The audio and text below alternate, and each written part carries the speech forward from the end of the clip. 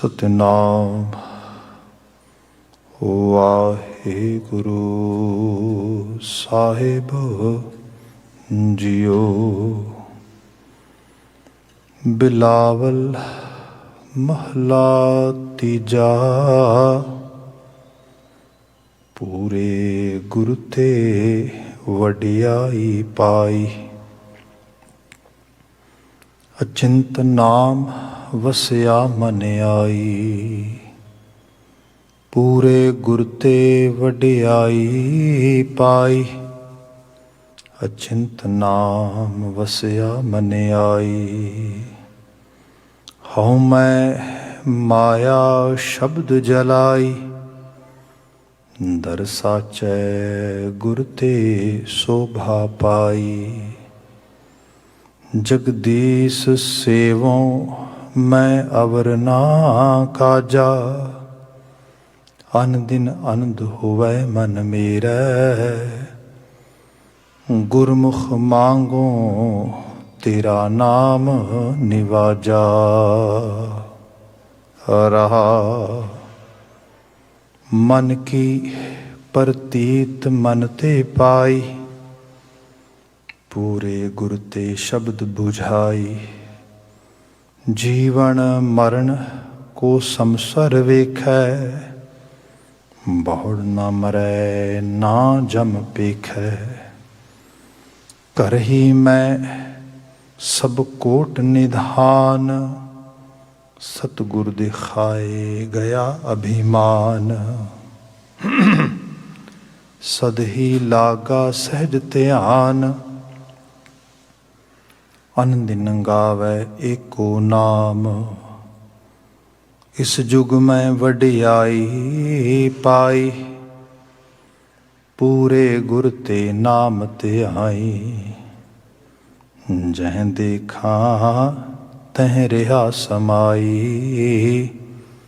ਸਦਾ ਸੁਖ ਦਾਤਾ ਕੀਮਤ ਨਹੀਂ ਪਾਈ। ਪੂਰੇ ਭਾਗ ਗੁਰ ਪੂਰਾ ਪਾਇਆ।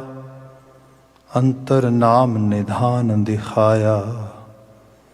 ਗੁਰ ਕਾ ਸ਼ਬਦ ਅਤ ਮੀਠਾ ਲਾਇਆ। ਨਾਨਕ ਤ੍ਰਿਸ਼ਨ ਬੁਝੀ ਮਨ ਤਨ ਸੁਖ ਪਾਇਆ। ਪੂਰੇ ਭਾਗ ਗੁਰ ਪੂਰਾ ਪਾਇਆ। ਅੰਤਰ ਨਾਮ ਨਿਧਾਨ ਦਿਖਾਇਆ। ਗੁਰ ਕਾ ਸ਼ਬਦ ਅਤ ਮੀਠਾ ਲਾਇਆ। ਨਾਨਕ ਤ੍ਰਿਸ਼ਨ ਬੁਝੀ ਮਨ ਤਨ ਸੁਖ ਪਾਇਆ।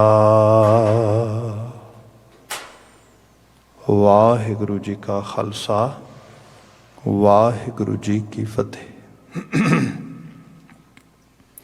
ਜੁਗੋ ਜੁਗ ਅਟਲ। ਧੰਨ ਧੰਨ ਗੁਰੂ ਗ੍ਰੰਥ ਸਾਹਿਬ ਜੀ।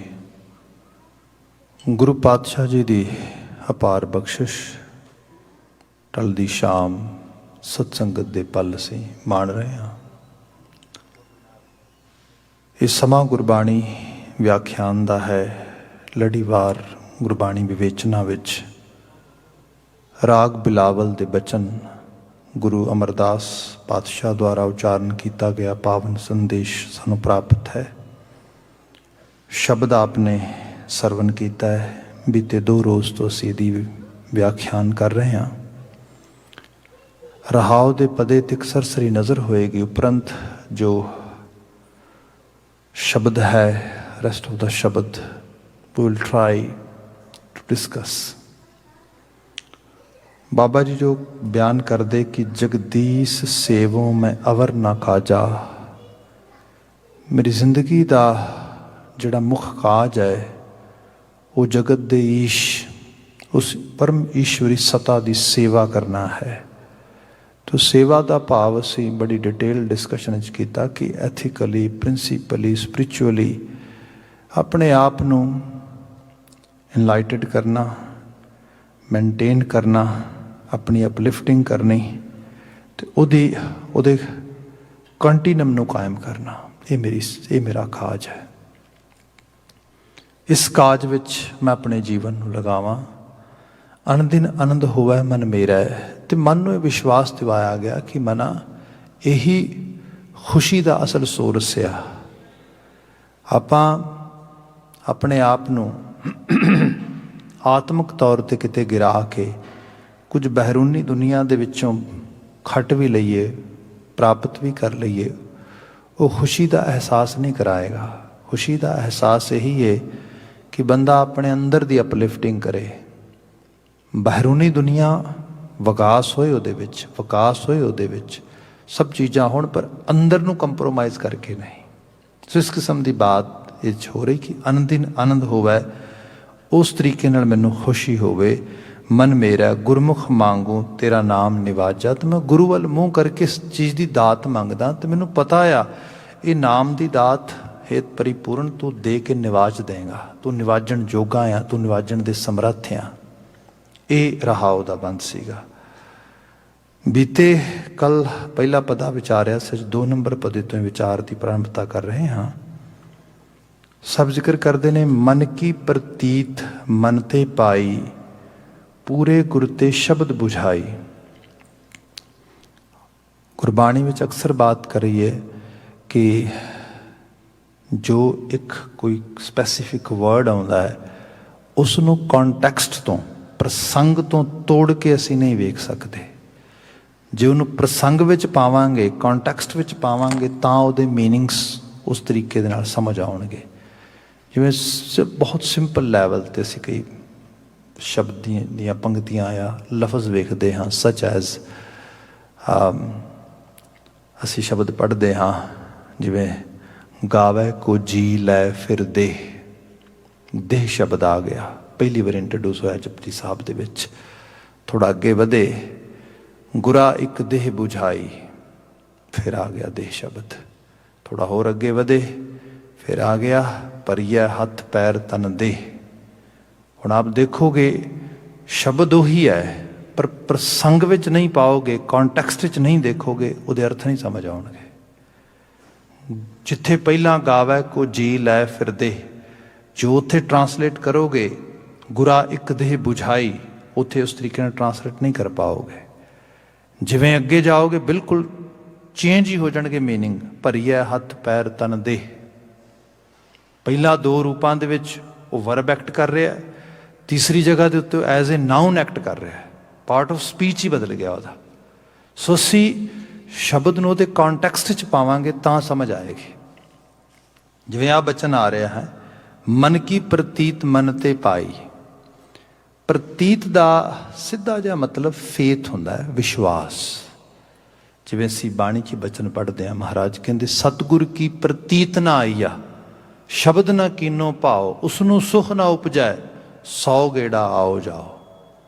ਵੀ ਭਾਈ ਜੇ ਤੇਰਾ ਗੁਰੂ ਤੇ ਵਿਸ਼ਵਾਸ ਹੀ ਨਹੀਂ, ਫੇਥ ਹੀ ਨਹੀਂਗਾ, ਤੇ ਮਨ ਵਿੱਚ ਤੇਰੇ ਉਹਦੇ ਪ੍ਰਤੀ ਭਾਵਨਾ ਹੀ ਨਹੀਂ, ਤੇ ਫਿਰ ਤੈਨੂੰ ਕੋਈ ਆਤਮਿਕ ਸੁੱਖ ਨਹੀਂ ਮਿਲੇਗਾ। ਸਤਿਗੁਰ ਕੀ ਪ੍ਰਤੀਤ ਨਾ ਆਈਆ, ਸ਼ਬਦ ਨਾ ਕੀਨੋ ਭਾਓ, ਉਸਨੂੰ ਸੁਖ ਨਾ ਉਪਜੈ। ਉਸਨੂੰ ਆਤਮਿਕ ਤੌਰ 'ਤੇ ਸੁੱਖ ਕਿੱਥੋਂ ਮਿਲੇਗਾ ਜਦੋਂ ਉਹ ਰਿਸ਼ਤਾ ਹੀ ਨਹੀਂ ਹੈਗਾ, ਉਹ ਅਹਿਸਾਸ ਹੀ ਨਹੀਂ ਹੈਗਾ, ਫੀਲਿੰਗਸ ਜਿਹਨੂੰ ਅਸੀਂ ਕਹਿ ਦਿੰਦੇ ਹਾਂ। ਭਾਈ ਫਿਰ ਬਾਕੀ ਸਭ ਕੁਛ ਤਾਂ ਜਸਟ ਮੀਨਿੰਗਲੈਸ ਹੀ ਰਹਿ ਜਾਏਗਾ। ਸੋ ਉਹਦੀ ਬਾਤ ਵੀ ਆਉਂਦੀ ਹੈ ਇੱਥੇ। ਪ੍ਰਤੀਤ ਦਾ ਸਿੱਧਾ ਮਤਲਬ, ਜਿਵੇਂ ਉੱਥੇ ਪ੍ਰਤੀਤ ਫੇਥ ਵਿੱਚ ਆਇਆ, ਤੇ ਦੂਸਰਾ ਜਿਹੜਾ ਸ਼ਬਦ ਆਇਆ ਸਤਿਗੁਰ ਕੀ ਪ੍ਰਤੀਤ ਨਾ, ਸ਼ਬਦ ਨਾ ਕਿਨੋ ਭਾਓ। ਭਾਓ ਸ਼ਬਦ ਜਿਹੜਾ ਆ ਪ੍ਰੇਮਾ ਭਗਤੀ ਦੇ ਰੂਪ ਵਿੱਚ ਇੱਥੇ ਸਾਹਿਬ ਨੇ ਬਿਆਨ ਕੀਤਾ, ਮਨ ਕੀ ਪ੍ਰਤੀਤ ਮਨ ਤੇ ਪਾਈ। ਹੁਣ ਇਹ ਪ੍ਰਤੀਤ ਆ ਜਿੱਥੇ ਮਨ ਇੱਕ ਪਿਓਰ ਬੇਸਿਸ ਤੇ ਆ ਕੇ ਆਪਣੇ ਆਪੇ ਦੇ ਆਤਮ ਵਿਸ਼ਵਾਸ ਨਾਲ ਭਰਦਾ ਆ। ਹੁਣ ਇਹਨੂੰ ਬਹੁਤ ਸਿੰਪਲ ਕੀਤਾ ਜਾਏ ਕਿ ਇੱਕ ਸਾਡੇ ਸਾਊਥ ਏਸ਼ੀਅਨ ਕਮਿਊਨਿਟੀ ਵਿੱਚ ਪੀਪਲ ਵਿਦ ਕਲਰ, ਇਹਨਾਂ ਦੇ 'ਚ ਖਾਸ ਕਰਕੇ ਦੇਖਿਆ ਗਿਆ, ਉਹਨੂੰ ਅਸੀਂ ਕਹਿੰਦੇ ਹਾਂ ਫਰੌਡ ਸਿੰਡਰਮ, ਸਾਈਕੋਲੋਜੀਕਲ ਲੈਂਗੁਏਜ ਦੇ ਵਿੱਚ। ਫਰੌਡ ਸਿੰਡਰਮ ਇਹ ਹੁੰਦਾ ਹੈ ਕਿ ਬੰਦਾ ਕੁਝ ਅਚੀਵ ਕਰ ਗਿਆ, ਪ੍ਰਾਪਤ ਕਰ ਗਿਆ, ਕਿਸੇ ਪੋਜੀਸ਼ਨ 'ਤੇ ਪਹੁੰਚ ਗਿਆ, ਫਿਰ ਵੀ ਉਹਦੇ ਅੰਦਰ ਇੱਕ ਡਰ ਜਿਹਾ ਬਣਿਆ ਰਹਿੰਦਾ ਹੈ। ਉਹ ਡਰ ਇਹ ਉਹਨੂੰ ਵਾਰ-ਵਾਰ ਕਹਿੰਦਾ ਹੈ ਕਿ is it really happening, what I am achieving, what I am doing. ਉਹਨੂੰ ਆਪਣੇ ਆਪ ਨੂੰ ਵਿਸ਼ਵਾਸ ਨਹੀਂ ਆ ਰਿਹਾ। ਉਹਦੇ ਬਹੁਤ ਸਾਰੇ ਰੀਜ਼ਨ ਨੇ। ਸਭ ਤੋਂ ਪਹਿਲਾ ਰੀਜ਼ਨ ਇਹ ਹੈ ਕਿ ਲੰਬਾ ਸਮਾਂ ਕਲੋਨੀਅਲ ਪੀਰੀਅਡ ਦੇ ਵਿੱਚ ਗੋਰਾਸ਼ਾਹੀ ਦੇ ਵਿੱਚ ਰਹੇ ਲੋਕ, ਤੇ ਉਹ ਚੀਜ਼ ਇਤਨੀ ਜ਼ਿਆਦਾ ਡੀਪ ਲੈਵਲ ਤੇ ਚਲੀ ਗਈ ਅੰਦਰ ਕਿ ਇਹ ਤੇ ਲੋਕ ਰੂਲਰਸ ਨੇ ਤੇ ਅਸੀਂ ਤੇ ਇਹਨਾਂ ਦੇ ਐਕਚੁਅਲ ਲੈਵਲ ਤੇ ਪਾਣੀ ਹਾਰ ਆ। ਹੁਣ ਇਹ ਚੀਜ਼ ਅੰਦਰੋਂ ਨਹੀਂ ਜਾਂਦੀ। ਇਹਦੇ ਕਰਕੇ ਜਿੱਥੇ ਕਿਤੇ ਵੀ ਉਹ ਉਸ ਗੋਰੇ ਕਿਸਮ ਦੇ ਜਾਂ ਉਸ ਲੈਵਲ ਦੇ ਬੰਦੇ ਦਿਸਦੇ ਨੇ, ਭਾਵੇਂ ਕੋਈ ਬੰਦਾ ਉਸ ਤੋਂ ਵੱਡੀ ਪੋਜੀਸ਼ਨ ਦੇ ਵਿੱਚ ਵੀ ਹੈ, ਉਸੇ ਵਕਤ ਉਹਦੀ ਟੋਨ ਵੀ ਬਦਲ ਜਾਂਦੀ ਹੈ, ਉਹਦਾ ਰਵੱਈਆ ਵੀ ਬਦਲ ਜਾਂਦਾ ਹੈ, ਕਿਉਂਕਿ ਉਹਦੇ 'ਚ ਇੱਕ ਡਰ ਦਾ, ਭੈ ਦਾ ਰੰਗ ਆ ਜਾਂਦਾ ਹੈ। ਇਹ ਫਰੌਡ ਸਿੰਡਰਮ ਹੈ। ਉਸਨੂੰ ਤੇ ਇਹ ਇਕੱਲਾ ਇੱਕ ਜਗ੍ਹਾ ਤੇ ਨਹੀਂ, ਕਈ ਜਗ੍ਹਾ ਤੇ ਮਲਟੀਪਲ ਲੈਵਲ ਤੇ ਤੁਸੀਂ ਦੇਖਦੇ ਹੋ ਇਸਨੂੰ। ਇਹ ਇੱਕ ਆਤਮ ਵਿਸ਼ਵਾਸ ਦੀ ਕਮੀ ਹੋ ਜਾਣੀ ਹੈ। ਇਹਨੂੰ ਤੁਸੀਂ ਲਿਟਰੇਚਰ 'ਚ ਹੋਰ ਡੀਪ ਲੈਵਲ ਤੇ ਦੇਖੋਗੇ ਨਾ, ਕਈ ਵਾਰ ਕੀ ਹੁੰਦਾ ਹੈ ਕਿ ਅਸੀਂ ਬੜੀਆਂ ਸੁਪਰਫਿਸ਼ੀਅਲ ਲੈਵਲ ਤੇ ਚੀਜ਼ਾਂ ਨੂੰ ਦੇਖ ਪਾਉਂਦੇ ਹਾਂ। ਜਿਵੇਂ ਗੁਰੂ ਗੋਬਿੰਦ ਸਿੰਘ ਸਾਹਿਬ ਨੇ ਖਾਲਸੇ ਨੂੰ ਸਾਜਿਆ, ਤੇ ਦੁਨੀਆ ਦੀ ਸਭ ਤੋਂ ਤਗੜੀ ਉਸ ਵਕਤ ਦੀ ਜਿਹੜੀ ਇੱਕ ਕਹਿ ਲਓ ਕਿ ਐਮਪਾਇਰ ਸੀਗੀ, ਮੁਗਲ ਸਮਰਾਜ, ਤੇ ਉਹਦਾ ਪੂਰੇ ਦਾ ਪੂਰਾ ਸਿਸਟਮ ਉਹਦੀਆਂ ਚੂੜਾਂ ਹਿਲਾ ਕੇ ਰੱਖ ਦਿੱਤੀਆਂ। ਮਨੁੱਖ ਨੂੰ ਮਨੁੱਖਵਾਦੀ ਬਣਾ ਕੇ ਜ਼ੁਲਮ ਦੇ ਖਿਲਾਫ ਖੜਾ ਕੀਤਾ। ਮਨੁੱਖ ਨੂੰ ਕੋਈ ਖਾਸ ਸੈਕਟਿਜ਼ਮ ਦੇ ਵਿੱਚ, ਕੋਈ ਖਾਸ ਰੈਡੀਕਲ ਥਾਟ ਵਿੱਚ ਨਹੀਂ ਪਾਇਆ, ਬਲਕਿ ਉਹਨੂੰ ਹਿਊਮੈਨਿਟੇਰੀਅਨ ਗਰਾਊਂਡ ਤੇ ਖੜਾ ਕੀਤਾ। ਤੇ ਕਿਆ ਮਨੁੱਖ ਨੂੰ ਮਨੁੱਖੀ ਕਦਰਾਂ ਕੀਮਤਾਂ ਦੇ ਨਾਲ ਤੁਰਨਾ ਚਾਹੀਦਾ ਹੈ।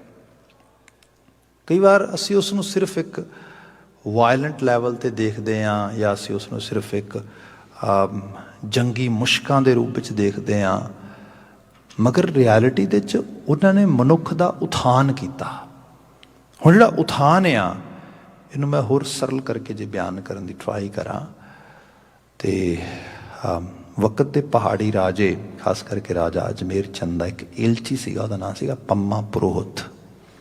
ਉਹ ਗੁਰੂ ਗੋਬਿੰਦ ਸਿੰਘ ਸਾਹਿਬ ਕੋਲ 2-4 ਵਾਰੀ ਜਾਂ ਕਈ ਵਾਰੀ ਤਵਾਰੀਖ ਕਹਿੰਦੀ ਆਇਆ, ਉਹਦਾ ਐਜ਼ ਏ ਮੈਸੇਂਜਰ ਬਣ ਕੇ, ਤੇ ਫਿਰ ਗੁਰੂ ਸਾਹਿਬ ਤੋਂ ਉਹਦਾ ਜਿਹੜਾ ਜਵਾਬ ਲੈ ਕੇ ਗਿਆ, ਬੈਕ ਐਂਡ ਫੋਰਥ ਇਹ ਚੀਜ਼ ਰਹੀ। ਤੇ ਉਹਦੇ ਵਿੱਚ ਉਹਦੀਆਂ ਪਹਾੜੀ ਰਾਜਿਆਂ ਦੀ ਕੁਝ ਕੰਡੀਸ਼ਨ ਸੀਗੀਆਂ ਕਿ ਗੁਰੂ ਸਾਹਿਬ ਜ਼ਾਤ ਪਾਤ ਦੀ ਬਣੀ ਹੋਈ ਸਾਰੀ ਪੁਰਾਣੀ ਜਿਹੜਾ ਚੌਖਟਾ ਸੀਗਾ ਗੁਰੂ ਨਾਨਕ ਜੋਤ ਤੇ ਮਨ ਦੀ ਨੂੰ ਤੋੜ ਰਹੀ ਸੀ ਪਹਿਲੇ ਦਿਨ ਤੋਂ। ਹੁਣ ਇੱਕ ਰਹਿਣੀ ਰਹਿਤ ਦਾ ਕਨਸੈਪਟ ਖੜਾ ਕਰ ਰਹੇ ਨੇ, ਜਿਹਦੇ 'ਚ ਬਿਲਕੁਲ ਇੱਕੋ ਬਾਟਾ ਤੇ ਇੱਕੋ ਬਾਟੇ ਨੂੰ ਸਾਰਿਆਂ ਨੂੰ ਮੂੰਹ ਲਗਾ ਕੇ ਤੇ ਇੱਕ ਰੂਪ ਵਿੱਚ ਸਾਜ ਦਿੱਤਾ। ਉਹਦੇ 'ਚ ਉਸਨੇ ਜਦੋਂ ਅਜਮੇਰ ਚੰਦ ਰਾਜੇ ਨੂੰ ਜਾ ਕੇ ਸਾਰੀ ਬਾਤ ਕਹੀ, ਤੇ ਉਹ ਕਹਿੰਦਾ ਫਿਰ ਅੱਛਾ ਗੁਰੂ ਗੋਬਿੰਦ ਸਿੰਘ ਸਾਹਿਬ ਕੋਲ ਨਾ ਮੇਰਾ ਇੱਕ ਸੁਨੇਹਾ ਪਹੁੰਚਾ ਆ। ਸੁਨੇਹਾ ਇਹ ਪਹੁੰਚਾ ਦੇ ਵੀ ਤੁਸੀਂ ਜਿਹੜਾ ਕੰਮ ਕਰਨ ਦੀ ਟਰਾਈ ਕਰ ਰਹੇ ਹੋ ਨਾ, ਇਹ ਕੰਮ ਨਹੀਂ ਹੋ ਸਕੇਗਾ। ਇਹ ਲੋਕ ਗਰੀਬ ਗੁਰਬੇ ਅਦਨੇ ਮਾੜੇ ਲੋਕ ਨੇ। ਇਹਨਾਂ ਲੋਕਾਂ 'ਚ ਕਿੱਥੇ ਹਿੰਮਤ ਰਾਜਿਆਂ, ਜਗੀਰਦਾਰਾਂ, ਸਾਡੇ ਵਰਗੇ ਸ਼ਾਹਾਂ ਦੇ ਅੱਗੇ ਅੱਖਾਂ ਭਰ ਕੇ ਵੀ ਖੜ ਸਕਣ ਸੀ। ਸੱਚਾਈ ਇਹ ਹੈ ਵੀ ਮਹਾਰਾਜ ਨੂੰ, ਗੁਰੂ ਗੋਬਿੰਦ ਸਿੰਘ ਸਾਹਿਬ ਨੂੰ ਜਾ ਕੇ ਦੱਸੋ ਕਿ ਇਹ ਲੋਕ ਭੇਡਾਂ ਨੇ, ਤੇ ਭੇਡਾਂ ਸ਼ੇਰ ਦੇ ਸਾਹਮਣੇ ਲੜਨੇ ਤੇ ਦੂਰ ਦੀ ਗੱਲ ਰਹੀ, ਉਹ ਤੇ ਬੋਲਦੀਆਂ ਵੀ ਨਹੀਂ, ਉਹ ਤੇ ਮਿਮਕਦੀਆਂ ਵੀ ਨਹੀਂ, ਤੇ can note even make any noise.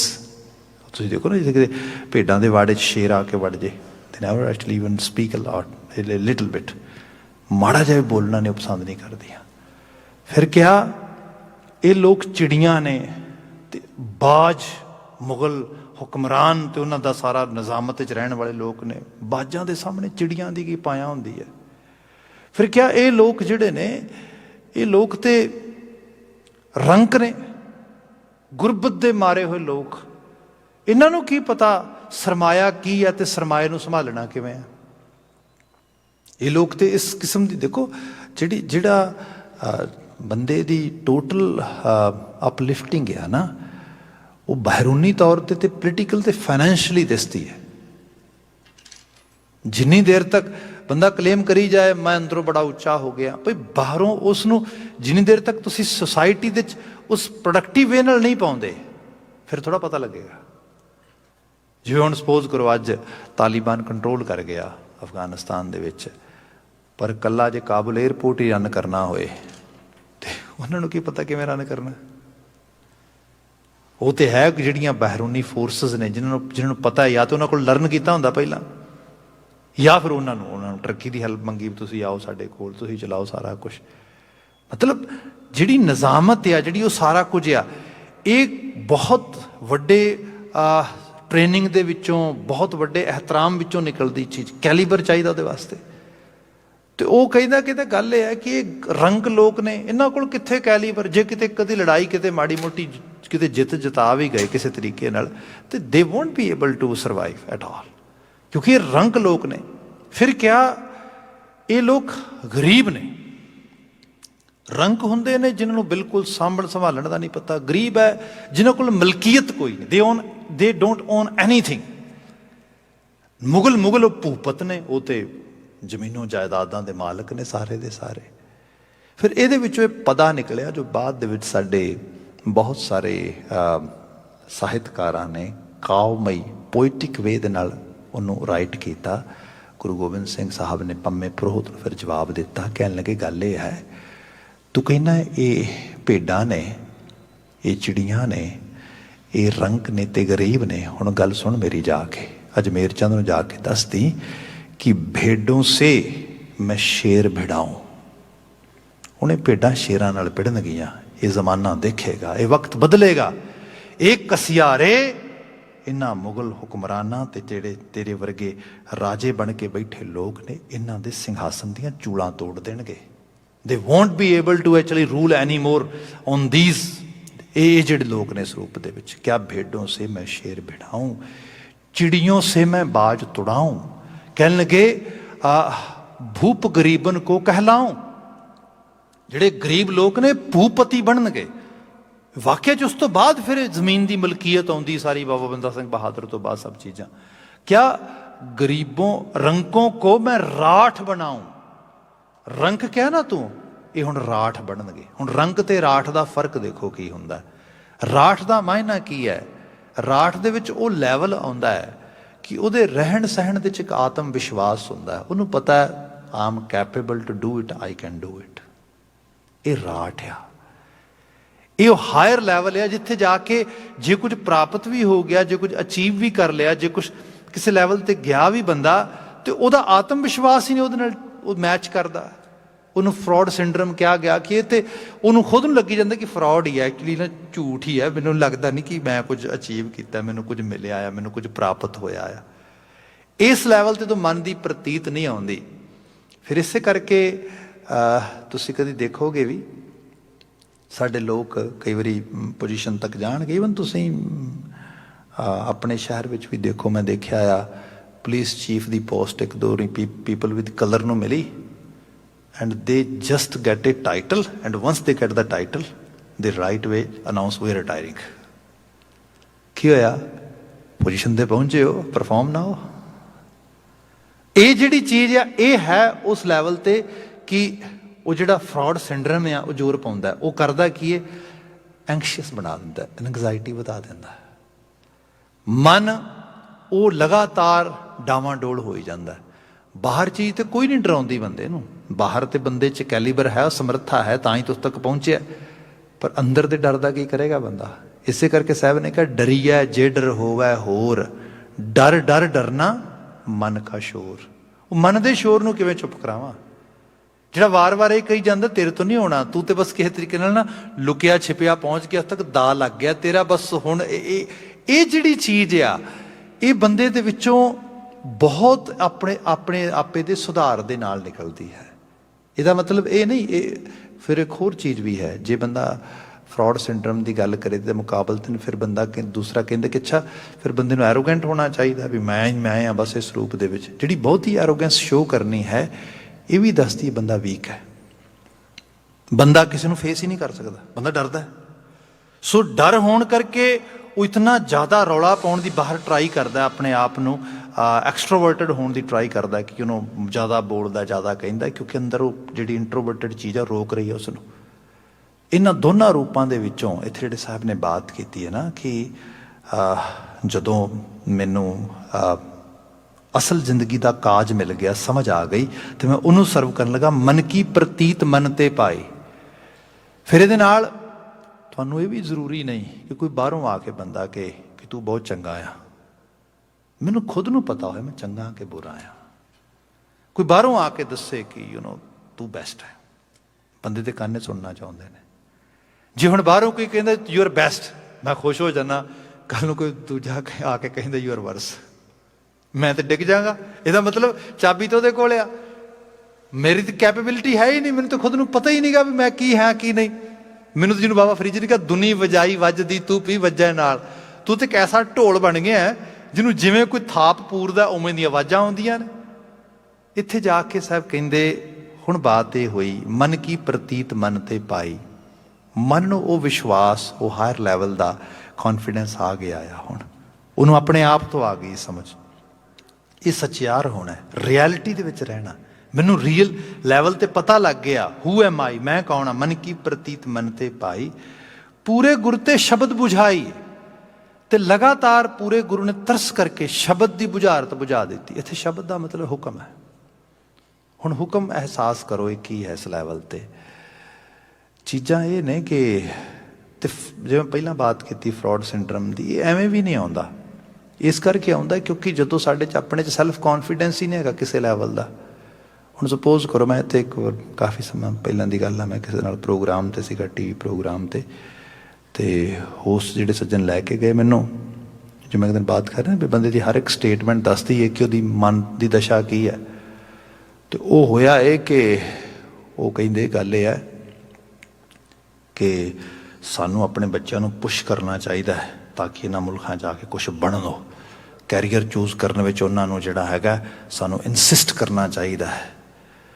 ਮੈਂ ਜਦੋਂ ਨੇ ਗੱਲ ਕਹਿ ਕੇ ਤੇ ਕਹਿੰਦਾ ਭਾਈ ਸਾਹਿਬ ਤੁਸੀਂ ਦੱਸੋ ਇਹਦੇ ਉੱਤੇ। ਮੈਂ ਕਿਹਾ ਵੀ ਸੌਰੀ ਟੂ ਸੇ, ਪਹਿਲੀ ਗੱਲ ਤਾਂ ਮੈਂ ਇੰਨਾ ਕਾਬਲ ਨਹੀਂ ਵੀ ਮੈਂ ਇਸ ਕਿਸਮ ਨਾਲ ਸਮਝਾ ਸਕਾਂ। ਪੇਰੈਂਟਸ ਜ਼ਿਆਦਾ ਪੜ੍ਹੇ ਲਿਖੇ ਹੁੰਦੇ ਨੇ, ਜ਼ਿਆਦਾ ਸਮਝਦੇ। ਬਟ ਬੀਇੰਗ ਜੇ ਤੁਸੀਂ ਮੈਨੂੰ ਪੁੱਛਦੇ ਹੋ ਕਿ ਕਾਉਂਸਲਰ ਹੈ ਉਸ ਸਾਈਡ ਤੋਂ, ਮੈਂ ਕਹਾਂਗਾ ਕਿ ਸਾਨੂੰ ਪੁਸ਼ ਨਹੀਂ ਕਰਨਾ ਚਾਹੀਦਾ, ਇਨਸਿਸਟ ਨਹੀਂ ਕਰਨਾ ਚਾਹੀਦਾ। ਸਾਨੂੰ ਐਜੂਕੇਟ ਕਰਨਾ ਚਾਹੀਦਾ, ਸਾਨੂੰ ਗਾਈਡ ਕਰਨਾ ਚਾਹੀਦਾ। That is our job. ਅਸੀਂ ਕੌਣ ਹੁੰਦੇ ਹਾਂ ਪੁਸ਼ ਕਰਨ ਵਾਲੇ ਉਹਨਾਂ ਨੂੰ? ਅਸੀਂ ਤੇ ਉਹਨਾਂ ਨੂੰ ਇਨਫੋਰਮ ਕਰ ਸਕਦੇ ਹਾਂ। We can just provide some sort of information, some sort of education and some sort of guidance. And the decision that should be actually on them. They have to make it because at end of the day, it's their own choices, their own lives. ਉਹ ਖੈਰ ਉਹਨੂੰ ਗੱਲ ਬਹੁਤੀ ਚੰਗੀ ਨਹੀਂ ਲੱਗੀ। ਉਹ ਕਹਿੰਦਾ ਵੀ ਹੱਦ ਹੋ ਗਈ, ਦੱਸੋ। ਬ੍ਰੇਕ ਲੈ ਕੇ ਕਹਿੰਦਾ ਤੁਸੀਂ ਕਹੋ, ਲੋਕਾਂ ਨੂੰ ਕੀ ਪਤਾ ਇਸ ਕਿਸਮ ਜੋ ਕੁਛ ਕਹਾਂਗੇ। ਮੈਂ ਕਿਹਾ ਹੱਦ ਹੋ ਗਈ। ਇਹੀ ਤੇ ਮੈਂ ਸਮਝਾਉਣ ਦੀ ਟਰਾਈ ਕਰ ਰਿਹਾ ਤੁਹਾਨੂੰ। ਖੈਰ ਗੱਲ ਮੁੱਕਦੀ ਹੈ ਕਿ ਉਹ ਸਾਡਾ ਸ਼ੋਅ ਖੈਰ ਇੰਨਾ ਵਧੀਆ ਨਾ ਗਿਆ ਕਿਉਂਕਿ ਉਹਨੂੰ ਲੱਗਾ ਕਿ ਤੇ ਜੋ ਮੈਂ ਬੋਲ ਰਿਹਾ ਮੇਰੇ ਤੋਂ ਦੂਸਰੀ ਤਰ੍ਹਾਂ ਬੋਲ ਰਿਹਾ ਹੈਗਾ। ਉਹ ਫਿਰ ਅੱਗੇ ਬਾਤ ਕਰਦਾ, ਕਹਿੰਦਾ ਗੱਲ ਇਹ ਹੈ ਤੁਸੀਂ ਇਹ ਗੱਲ ਕਹਿ ਦਿਓ। ਮੈਂ ਤੁਹਾਨੂੰ ਆਪਣੀ ਪਰਸਨਲ ਐਗਜ਼ਾਮਪਲ ਦੇਣਾ। ਮੇਰਾ ਬੱਚਾ ਆ ਅਤੇ ਉਹ ਸਵੇਰ ਤੋਂ ਸ਼ਾਮ ਤੱਕ ਜਿਹੜਾ ਕੁਕਿੰਗ ਦੇ ਸ਼ੋਅ ਦੇਖਦਾ ਅਤੇ ਕਹਿੰਦਾ ਮੈਂ ਤੇ ਨਾ ਇੱਕ ਪ੍ਰੋਫੈਸ਼ਨਲ ਕੁੱਕ ਬਣਨਾ ਆ। ਇਸ ਕਿਸਮ ਦੀ ਗੱਲ ਹੋਈ ਅਤੇ ਮੈਂ ਸੋਚਦਾ ਮੈਂ ਐਡੀ ਵੱਡੀ ਜੋਬ ਛੱਡ ਕੇ ਆਇਆ ਇੰਡੀਆ ਤੋਂ ਇਸ ਕਰਕੇ ਕਿ ਮੇਰਾ ਬੱਚਾ ਕੁੱਕ ਬਣੇ ਇੱਥੇ ਆ ਕੇ। ਨਾ ਨਾ ਨਾ, ਮੇਰਾ ਬੱਚਾ ਤਾਂ ਕੋਈ ਪ੍ਰੋਫੈਸ਼ਨਲ ਜਾਂ ਕੋਈ ਡਾਕਟਰ ਬਣਨਾ ਚਾਹੀਦਾ। ਖੈਰ ਕਹਿੰਦਾ ਜੀ ਮੈਂ ਲਗਾਤਾਰ ਕੰਮ ਕੀਤਾ ਸਾਲਾਂ ਦੇ ਸਾਲ, ਅਤੇ ਮੈਂ ਕਿਹਾ ਬੱਚੇ ਤੂੰ ਕੁਕਿੰਗ ਕਰੇਗਾ, ਪਰ ਤੂੰ ਕੁਕਿੰਗ ਕਰੇਗਾ ਜਸਟ ਆਪਣੀ ਹੌਬੀ ਦੇ ਤੌਰ 'ਤੇ। ਕੈਰੀਅਰ ਤੇਰਾ ਜਿਹੜਾ ਮੈਡੀਕਲ ਫੀਲਡ 'ਚ ਹੋਏਗਾ। ਹੁਣ ਉਹ ਬੱਚੇ ਨੇ ਆਪਣੀ ਚੋਇਸ ਚੇਂਜ ਕਰ ਲਈ ਹੈ ਅਤੇ ਹੁਣ ਉਹ ਕਹਿੰਦਾ ਕਿ ਮੈਂ ਕੁਝ ਮੈਡੀਕਲ ਫੀਲਡ 'ਚ ਕੋਈ ਐਕਸਪਰਟ ਬਣਾਂਗਾ। ਇਸ ਕਿਸਮ ਦੀ ਗੱਲ ਹੋਈ। ਮੈਂ ਕਿਹਾ ਗੱਲ ਇਹ ਹੈ ਤੁਸੀਂ ਉਹਨੂੰ ਮੈਡੀਕਲ ਫੀਲਡ 'ਚ ਕਿਉਂ ਵੇਖਣਾ ਚਾਹੁੰਦੇ ਹੋ? ਕਹਿੰਦਾ ਜੀ ਕੈਰੀਅਰ ਹੈ। ਮੈਂ ਕੈਰੀਅਰ ਇੱਕੋ ਚੀਜ਼ ਨਾਲ ਨਾਪਦੇ ਹਾਂ ਅਸੀਂ, ਪੈਸਾ। ਸਿਰਫ ਤੇ ਸਿਰਫ ਪੈਸਾ। ਮੈਂ ਤੁਹਾਨੂੰ ਡਾਟਾ ਦੱਸਦਾ, ਬਾਈ ਚਾਂਸ ਉਦੋਂ ਇੱਕ ਡਾਟਾ ਰਿਲੀਜ਼ ਹੋਇਆ ਸੀਗਾ। Total population world wide around 7 billion plus ਬਣਦੀ ਹੈ। ਮੈਕਡੋਨਲਡ ਦਾ ਡਾਟਾ ਆਇਆ ਸੀਗਾ ਕਿ within 1 month all over the globe they are serving more than 7 billion people. 7 billion people. ਇਹਦਾ ਮਤਲਬ ਹੈ ਵੀ ਇਹ ਨਹੀਂ ਵੀ ਸਾਰੀ ਪਾਪੂਲੇਸ਼ਨ ਉਹਨਾਂ ਕੋਲ ਜਾਂਦੀ ਹੈ। ਮਤਲਬ ਲੋਕ ਮਲਟੀਪਲ ਟਾਈਮ ਜਾ ਰਹੇ ਨੇ ਇੱਕ ਮਹੀਨੇ ਦੇ ਵਿੱਚ, ਮਲਟੀਪਲ ਟਾਈਮ। ਜਿੰਨੀ ਪੂਰੀ ਪੂਰੀ ਦੁਨੀਆ ਦੀ ਪੋਪੂਲੇਸ਼ਨ ਹੈ, ਇੰਨੀ ਪੋਪੂਲੇਸ਼ਨ ਉਹ ਮਹੀਨੇ ਦੇ ਵਿੱਚ ਉਹ ਸਰਵ ਕਰ ਦਿੰਦੇ ਨੇ। ਕੀ ਹੈ? ਫੂਡ ਇੰਡਸਟਰੀ ਆ, ਹੋਰ ਕੀ ਹੈ? ਕਿਸੇ ਨੇ ਸੁਪਨਾ ਹੀ ਦੇਖਿਆ ਹੋਣਾ। ਮਤਲਬ ਕੈਰੀਅਰ ਨੂੰ ਤੁਸੀਂ ਕਿਸ ਲੈਵਲ ਤੇ ਦੇਖਦੇ ਹੋ? ਤੁਸੀਂ ਇਹੀ ਸੋਚਦੇ ਹੋ ਵੀ ਕੁੱਕ ਬਣਨ ਦਾ ਮਤਲਬ ਹੈ ਵੀ ਹੱਥ 'ਚ ਪੌਟ ਫੜ ਕੇ ਤੇ ਕੋਈ ਬੰਦਾ ਜਿਹੜਾ ਹੈਗਾ ਫਰਾਈ ਕਰ ਰਿਹਾ ਕਿਤੇ ਸਮਾਨ। ਹੱਦ ਹੋ ਗਈ ਹੈ। ਸੈਲਫ ਕੌਨਫੀਡੈਂਸ ਆਉਣ ਦਿਓ। ਦੇਰ ਸੋ ਮੈਨੀ ਐਵੀਨਿਊਜ਼ ਫॉर ਐਵਰੀ ਇੰਡੀਵਿਜੂਅਲ। ਕੀ ਪਤਾ ਕਰਤਾਰੀ ਹੁਕਮ ਕੀ ਹੈ? ਦੇਖੋ, ਆਪ ਇਹ ਵੀ ਅਹਿਸਾਸ ਕਰੋ, ਦੁਨੀਆ ਤੇ ਕੋਈ ਸ਼ਖਸ ਇੱਕ ਸਾਜ਼ ਫੜ ਕੇ ਸਾਜ਼ ਵਜਾਉਂਦਾ ਹੈ ਤੇ ਤੁਸੀਂ ਕੀ ਕਹਾਂਗੇ? ਦੱਸੋ, ਇਹ ਕੋਈ ਸਾਜ਼ ਵਜਾਉਣਾ ਵੀ ਕੋਈ ਕੰਮਕਾਰ ਹੈ? ਕੋਈ ਸਜਿੰਦੇ ਹੋਣਾ? ਭਾਈ ਮਰਦਾਨਾ ਜੀ ਸਰੀਖੀ ਰੂਹ ਨੂੰ ਦੇਖੋ, ਤੁਸੀਂ ਅਹਿਸਾਸ ਕਰੋ। ਫਿਰ ਇਕੱਲਾ ਇਹ ਨਹੀਂ ਗਾ, ਆਪਾਂ ਸਰਦਾਰ ਜੱਸਾ ਸਿੰਘ ਆਹਲੂਵਾਲੀਆ ਜਿਹਨੂੰ ਯਾਦ ਕਰਦੇ ਹਾਂ। ਜਿੱਡੇ ਵੱਡੇ ਉਹ ਤਲਵਰੀਏ ਸੀ, ਮਤਲਬ ਸੁਲਤਾਨ ਉਲ ਕੌਮ ਦਾ ਖਿਤਾਬ ਮਿਲਿਆ ਉਹਨਾਂ ਨੂੰ। ਜਿੱਡੇ ਵੱਡੇ ਤਲਵਰੀਏ ਸੀਗੇ, ਉਹ ਤੇ ਕੁਛ ਵੀ ਨਹੀਂ ਸੀਗਾ। ਜਿੱਡੇ ਵੱਡੇ ਕੀਰਤਨੀਏ ਸੀ ਉਹ। ਪਹਿਲੀ ਵਾਰ ਸਰਦਾਰ ਜੋ ਨਵਾਬ ਕਪੂਰ ਸਿੰਘ ਜੀ ਸੀਗੇ, ਉਹਨਾਂ ਨੇ ਉਹਨਾਂ ਦੀ ਮਾਂ ਕੋਲੋਂ ਝੋਲੀ ਕਰਕੇ ਮੰਗ ਕੇ ਉਹਨਾਂ ਨੂੰ ਮੰਗਿਆ ਸੀਗਾ, ਮੇਰੀ ਝੋਲੀ ਪਾ ਦਿਓ। ਕਿਉਂ? ਕਿਉਂਕਿ ਕੀਰਤਨ ਹੀ ਬੜਾ ਕਮਾਲ ਦਾ ਕਰਦੇ ਸਨ, ਛੋਟੇ ਜਿਹੇ ਬੱਚੇ ਦੇ ਰੂਪ ਦੇ ਵਿੱਚ। ਮਤਲਬ ਹਰ ਚੀਜ਼ ਨੂੰ ਆਪਣੇ ਤਰੀਕੇ ਨਾਲ ਮੈਜਰ ਕਰਨਾ ਕਿ ਆ ਛੋਟੀ ਆ, ਵੱਡੀ ਆ। ਕਰਤਾਰੀ ਹੁਕਮ ਪਤਾ ਨਹੀਂ ਕੀ ਹੈ। ਬੰਦਾ ਹੁਕਮ ਨੂੰ ਸਮਝੇ, ਇਸ એનર્ਜੀ ਨੂੰ ਕੁਦਰਤ ਕਿਸ ਤਰੀਕੇ ਦੇ ਨਾਲ ਸੋਭਾ ਦੇਣੀ ਚਾਹੁੰਦੀ ਹੈ। ਥੋੜਾ ਜਿਹਾ ਮਨ ਦੀ ਦੁਨੀਆ ਤੇ ਇਸ ਕਲਬੂਤ ਦੇ ਵਿੱਚ ਇੱਕ ਅਲਾਈਨਮੈਂਟ ਆ ਜਾਏ। ਮੈਡੀਟੇਸ਼ਨ ਦਾ ਜਿਹੜਾ ਬਹੁਤ ਇੱਕ ਵੱਡੇ ਲੈਵਲ ਦੀ ਕਹਿ ਲਓ ਕਿ ਪ੍ਰਾਪਤੀ ਹੈ, ਉਹ ਇਹ ਵੀ ਹੈ ਕਿ ਬੰਦਾ ਆਪਣੇ ਆਪ ਨੂੰ ਡੀਪ ਲੈਵਲ ਤੇ ਅੰਡਰਸਟੈਂਡ ਕਰ ਲੈਂਦਾ ਹੈ। ਉਹਨੂੰ ਪਤਾ ਲੱਗ ਜਾਂਦਾ ਮੇਰੀ ਜ਼ਿੰਦਗੀ ਅਲਟੀਮੇਟਲੀ ਮੀਨਿੰਗ ਕਿੱਥੇ ਪ੍ਰਾਪਤ ਕਰਦੀ ਹੈ, ਜਾ ਕੇ ਮੈਂ ਪੂਰਾ ਕਿੱਥੇ ਹੋਣਾ ਆ। ਇੱਥੇ ਸਾਹਿਬ ਨੇ ਬਾਤ ਕੀਤੀ ਹੈ, ਮਨ ਕੀ ਪ੍ਰਤੀਤ ਮਨ ਤੇ ਪਾਈ, ਪੂਰੇ ਗੁਰੂ ਤੇ ਸ਼ਬਦ ਬੁਝਾਈ। ਇਹ ਹੁਕਮ ਬੁਝਿਆ ਜਾਂਦਾ। ਪੂਰਾ ਗੁਰੂ ਮਦਦ ਕਰਦਾ ਹੈ, ਸ਼ੀਸ਼ਾ ਵਿਖਾ ਦਿੰਦਾ ਹੈ। ਬੰਦਾ ਸਹੀ ਰੂਪ ਵਿੱਚ ਆਪਣੀ એનર્ਜੀ ਨੂੰ ਸਹੀ ਪਾਸੇ ਡਾਇਵਰਟ ਕਰਨ ਵਾਲੇ ਪਾਸੇ ਤੁਰ ਪੈਂਦਾ, ਸਹੀ ਪਾਸੇ ਉਹਨੂੰ ਜਿਹੜਾ ਹੈਗਾ ਇਨਵੈਸਟ ਕਰਨ ਵਾਲੇ ਪਾਸੇ ਤੁਰ ਪੈਂਦਾ ਹੈਗਾ। ਅਗਲਾ ਬਚਨ ਲਿਖਿਆ ਸਾਹਿਬ ਨੇ, ਕਿਆ ਜੀਵਨ ਮਰਨ ਕੋ ਸਮਸਰ ਵੇਖੈ। ਇਹਦੇ ਟ੍ਰਾਂਸਲੇਸ਼ਨ ਦੇ ਟੀਕਾਕਾਰ ਇਹ ਕਹਿੰਦੇ ਨੇ ਕਿ ਜ਼ਿੰਦਗੀ ਤੋਂ ਲੈ ਕੇ ਮਰਨ ਤੱਕ ਇੱਕੋ ਰੂਪ ਵਿੱਚ ਕਰਤਾਰ ਨੂੰ ਵੇਖਦਾ, ਇਸ ਤਰੀਕੇ ਨਾਲ ਵੇਖਿਆ। ਦੂਸਰਾ, ਜੀਵਨ ਮਰਨ ਕੋ ਸਮਸਰ ਵੇਖਿਆ। ਜੇ ਡੀਪ ਲੈਵਲ ਤੇ ਦੇਖਿਆ ਜਾਏ, ਸਾਡੇ ਸਾਰਿਆਂ ਦੇ ਅੰਦਰ ਇੱਕ ਡਰ ਪਿਆ ਆ ਵੀ ਛੇਤੀ ਛੇਤੀ ਕੁਛ ਕਰ ਲਈਏ, ਅਚੀਵ ਕਰ ਲਈਏ, ਆਹ ਪ੍ਰਾਪਤ ਕਰ ਲਈਏ, ਸਾਬਤ ਕਰ ਲਈਏ, ਮਰ ਜਾਣਾ ਫਿਰ। ਜਿਹਨੂੰ ਇੱਕ ਜਰਨੀ ਹੈ ਕੁਦਰਤ ਨੇ ਦਿੱਤੀ, ਇਸ ਜਰਨੀ ਨੂੰ ਬਸ ਇੱਕ ਸਹੀ ਲੈਵਲ ਤੇ ਚੱਲਣਾ ਆ।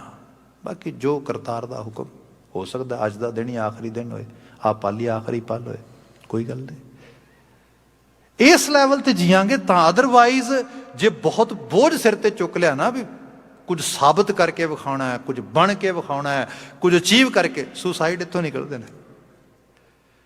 ਜਦੋਂ ਲੋਕ ਇਹ ਨਾਪਣਾ ਤੁਰਨਾ ਸ਼ੁਰੂ ਕਰਦੇ ਨੇ ਵੀ ਓਹੋ, I came in Canada in that year and my family was expecting that much and people were expecting that much and I wasn't able to deliver it, now I can not live. ਹੱਦ ਹੋ ਗਈ। ਕੌਣ ਯਾਦ ਰੱਖੇਗਾ ਤੂੰ ਆਇਆ ਵੀ ਸੈਂ ਕਿ ਨਹੀਂ ਆਇਆ ਸੈਂ? ਕੌਣ ਯਾਦ ਰੱਖੇਗਾ ਤੂੰ ਹੋਇਆ ਵੀ ਹੈ ਧਰਤੀ ਤੇ ਕਿ ਨਹੀਂ ਹੋਇਆ? ਉਹ ਗੱਲ ਇਹ ਹੈ, ਆਪਣੇ ਮਨ ਦੀ ਦੁਨੀਆ ਨੂੰ ਦੇਖ ਤੇ ਸਹੀ ਆਪਣੇ ਜਿਹੜਾ ਹੈਗਾ ਜੀਵਨ ਨੂੰ ਜੀ। ਕਿਉਂ ਕਿਹਨੂੰ ਪ੍ਰੂਵ ਕਰਨਾ ਮੈਂ? ਇਹ ਜਿਹੜੀ ਚੀਜ਼ ਹੈ, ਇਹ ਬੰਦੇ ਦੀ ਸੋਚ ਇੱਕ ਫਰ ਦੀ ਤਰ੍ਹਾਂ ਹਲਕੀ ਹੋਣੀ ਚਾਹੀਦੀ ਹੈ। ਉਸ ਨੂੰ ਹਵਾ ਆਪ ਉਡਾ ਕੇ ਲਿਜਾਏ ਅਸਮਾਨ ਤੇ, ਇਸ ਤਰੀਕੇ ਦੇ ਨਾਲ। ਉਹਨੂੰ ਕੋਈ ਐਫਰਟ ਨਾ ਪਾਉਣੀ ਵੇ। ਫਰ ਨੂੰ ਤੁਸੀਂ ਦੇਖੋ, ਉਹ ਤਾਂ ਬਿਲਕੁਲ ਆਪਣੇ ਆਪ ਨੂੰ ਇਸ ਤਰੀਕੇ ਨਾਲ ਜਿਹੜੀ ਸੋਚ ਉੱਡਦੀ, ਹਵਾ ਵਿੱਚ ਉੱਡਦੀ ਜਾਏ। ਸਾਹਿਬ ਬਿਆਨ ਕਰਦੇ ਕਿ ਉਹ ਜਿਹੜੀ ਚੀਜ਼ ਹੈ ਕਿ ਬੰਦਾ ਜੀਵਨ ਮਰਨ ਕੋ ਸਮਸਰ ਵੇਖੇ, ਇੱਕੋ ਰੂਪ ਵਿੱਚ ਦੇਖੇ, ਅਹਿਸਾਸ ਕਰੇ ਕੁਦਰਤ ਨੇ ਕੁਝ ਸਮਾਂ ਦਿੱਤਾ ਆ, ਬਸ ਇਹਨੂੰ ਇਸ ਸਮੇਂ ਨੂੰ ਮਾਨਣਾ ਆ। ਅਗਲਾ ਬਚਨ ਹੈ, ਬਹੁੜ ਨਾ ਮਰੈ ਨਾ ਜਮ ਪੇਖੈ।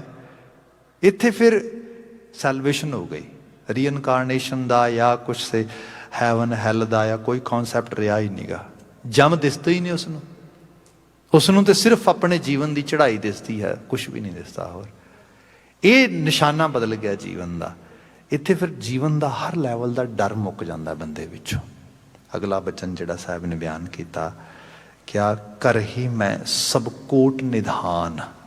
ਜਿਹੜੇ ਖਜ਼ਾਨੇ ਅਸੀਂ ਲੱਭਦੇ ਫਿਰਦੇ ਹਾਂ ਨਾ, देखो किताबां ने या लिटरेचर है या इंस्टीट्यूशनस ने, भावें एकेडैमिक साइट्स तो ने, भावें किसी थियोलॉजिकल साइट्स तो ने, या कोई रिलीजियस लिटरेचर स्क्रिप्चर एनीथिंग, इन्हां सारियां दा काम एवें हुंदा जिवें शवल दा, मशीनां दा, या जिहड़े बॉबकैट्स वगैरह इन्हां दा काम आ।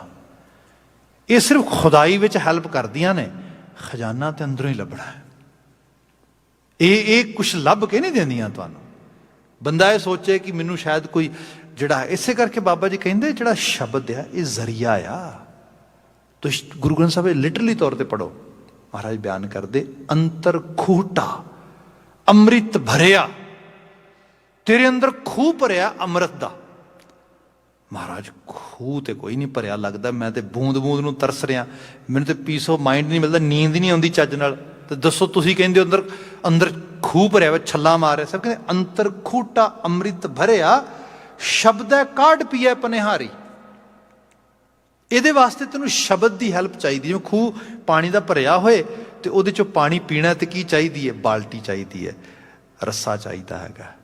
ਉਹ ਜਿਹੜੀ ਲੱਜ ਤੇ ਉਹ ਬਾਲਟੀ ਹੈ ਨਾ, ਸ਼ਬਦ ਆ, ਇਹਦੀ ਮਦਦ ਲੈ। ਜੇ ਇਹਦੀ ਮਦਦ ਲਏਗਾ ਤੈਨੂੰ ਚੀਜ਼ਾਂ ਸਮਝਣ ਵਿੱਚ, ਸਹੀ ਪਰਸਪੈਕਟਿਵ ਵਿੱਚ ਅੰਡਰਸਟੈਂਡ ਕਰਨ ਦੇ ਵਿੱਚ ਹੈਲਪ ਮਿਲੇਗੀ। ਉਹਦੇ ਸਦਕਾ ਤੂੰ ਆਪਣੇ ਆਪ ਨੂੰ ਸਮਝ ਸਕੇਗਾ, ਅਹਿਸਾਸ ਸਕੇਗਾ, ਉਸ ਰੂਪ ਵਿੱਚ ਕਰ ਸਕੇਗਾ। मैनू बहुत फिलोसफिकल साइड तो प्रैक्टिकल साइड पर लै आना, बड़ा सिंपल लैवल ते। देखो मॉडर्न साइकोलॉजी ऑलमोस्ट ये काफ़ी नेड़े आ गई है, काफ़ी ज़्यादा हद तक नेड़े आ गई है। एक शख्स है तो उसनों बहुत गुस्सा आया, गुस्से च आके उसने फैमिलियां लड़ाई कर ली। लड़ाई इतनी ज़्यादा अग्रैसिव लैवल ते पहुँच गई, एग्रीगेट हो गई कि वो सैपरेशन ते गल आ गई। जो सैपरेशन ते गल आई तो बंदा इकला बैठा तो सोचता, ओहो की लोड़ सी एक छोटे जे इशू नूं इन्ना ज़्यादा हाईलाइट करन दी। मैं तो गलती कर ली, I should not have done that. ठीक है जी। दूसरा ये गल हुई, दूसरा ओपीनियन ये आ गया भी जे तू अपनी सैल्फ रिस्पैक्ट नहीं प्रोटैक्ट नहीं कर सकता, what is the meaning to stay in relationship? That mean you're right. अजीब हालत है। बंदा इस कशमकश दे उन्हें कुछ भी समझ नहीं आ रही। And this is it almost every day you can say task for us like a counsellor. साडी जॉब विच बात की जाए हुण जिहड़ी बात आ, बड़े नामवर स्कॉलर ने कैनेडियन सोयल के उत्ते, डॉक्टर गैबर, वो यहो जिहियां छोटियां छोटियां चीज़ां उन्होंने बड़ी डीपली स्टडी करके बयान किया। वो कहता कि गल ये हुई है कि हुण वो शख्स आके किसी काउंसलर को बैठा तो उन्हें कहा भी आ चीज़ हुई। उन्हें फिर उन्होंने सही रूप में चीज़ समझाई।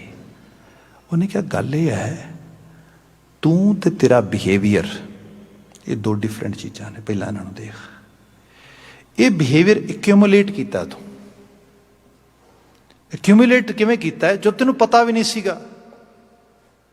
तू छोटा जा बच्चा सी, जूइश कैंप दे च पैदा होया, उत्थे सिर्फ एक टाइम दे विच सारियां नू ब्रैड मिलती सीगी।